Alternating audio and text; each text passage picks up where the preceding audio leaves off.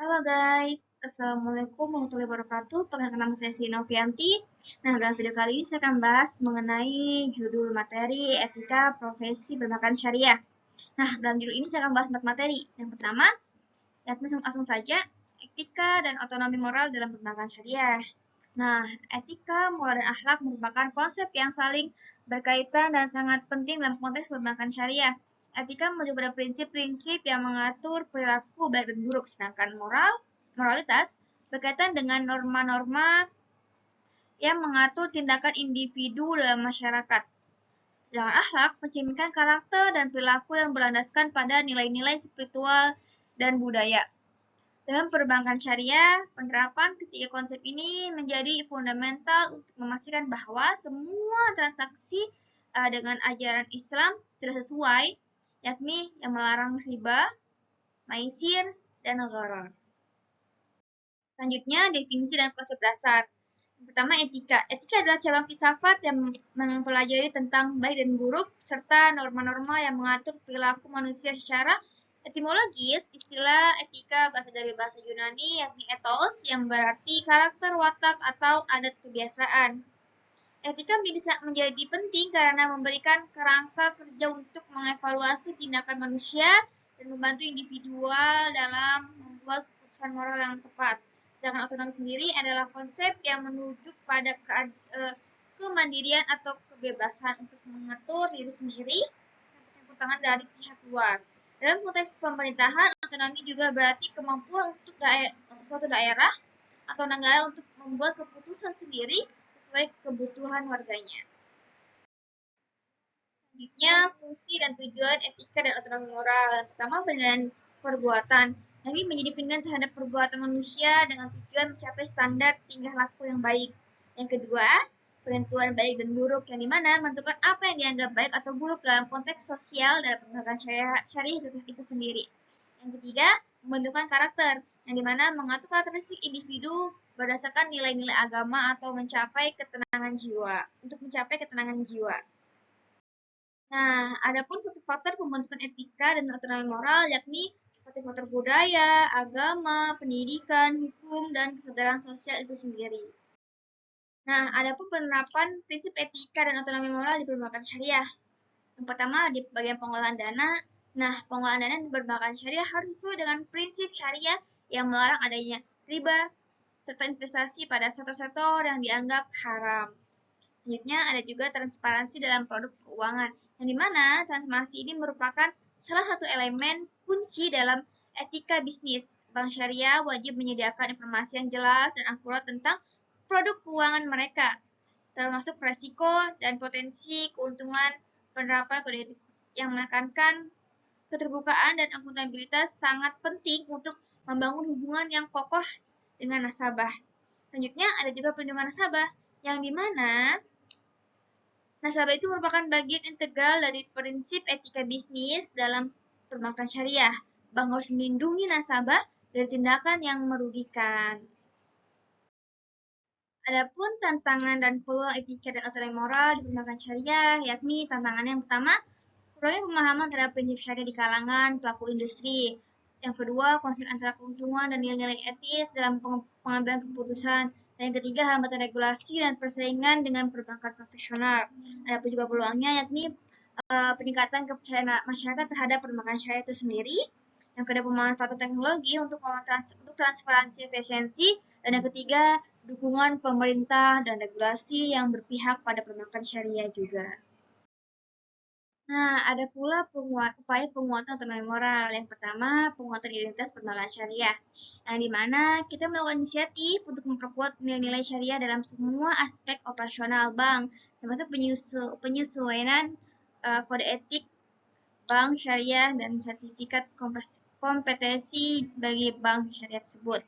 Yang kedua, sinergi ekosistem ekonomi syariah, yang dimana ini mendorong sinergi antar perbankan syariah dengan sektor industri, halal, lembaga keuangan sosial syariah, dan kementerian yang terkait untuk meningkatkan kesadaran masyarakat tentang ekonomi syariah.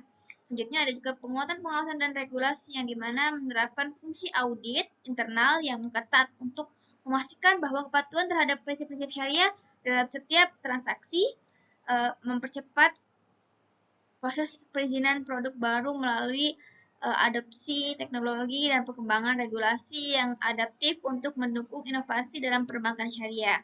Selanjutnya ada juga edukasi dan sosialisasi, yang dimana kita melakukan sosialisasi secara terus-menerus kepada nasabah mengenai prinsip-prinsip syariah dan larangan-larangan dalam transaksi perbankan syariah itu sendiri.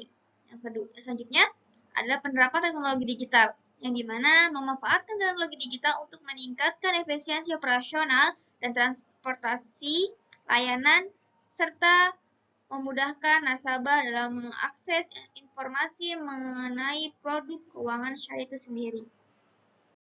Lanjut ke materi yang kedua, yakni kode etik bisnis konvensional dan bisnis syariah. Yakni etika bisnis merupakan bidang yang penting dalam dunia koperasi, di mana prinsip etika berfungsi sebagai pedoman untuk tindakan dan keputusan dalam konteks bisnis.